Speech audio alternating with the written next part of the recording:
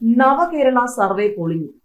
49 ലക്ഷം വീടുകളിൽ നേരിട്ടെത്തിയിട്ടും ലഭിച്ചത് 4 ലക്ഷം അഭിപ്രായം മാത്രം.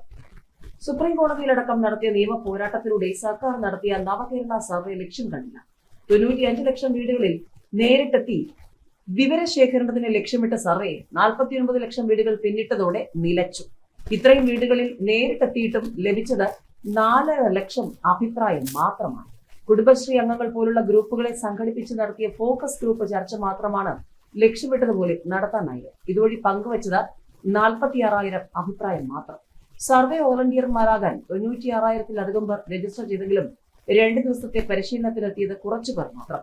പരിശീലനം ഒരു ദിവസമായി കുറച്ചിട്ടും വോളണ്ടിയർമാരെ കിട്ടാതായതോടെ കുടുംബശ്രീ അംഗങ്ങളെയാണ് സർവേക്ക് നിയോഗിച്ചത്. 280 വീടുകൾക്ക് 2 പേരടങ്ങിയ ടീമിനെയാണ് നിയോഗിച്ചത്.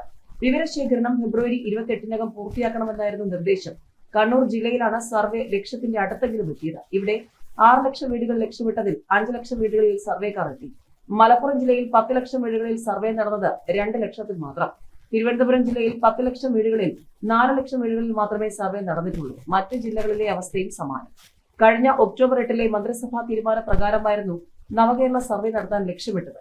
20 കോടി രൂപ ചെലവഴിച്ചുള്ള സർവേക്കെതിരെ KSU സംസ്ഥാന പ്രസിഡന്റ് അടക്കമുള്ളവർ നൽകിയ ഹർജിയിൽ ഹൈക്കോടതി സർവേ വിലക്കി. എന്നാൽ സുപ്രീം കോടതിയിൽ പോയി സർക്കാർ അനുകൂല ഉത്തരവ് നേടി.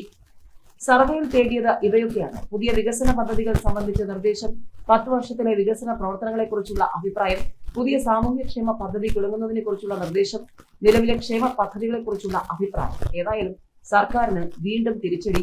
നവകേരള സർവേ പൊളിഞ്ഞടങ്ങിയിരിക്കുകയാണ്. ഇനി നിയമസഭാ തിരഞ്ഞെടുപ്പിലും എന്തായിരിക്കും CPM-നെയും ഇടതുമുന്നണിയെയും കാത്തിരിക്കുന്നത് എന്നുള്ളതാണ് ഏവരും ഉറ്റുനോക്കുന്നത്.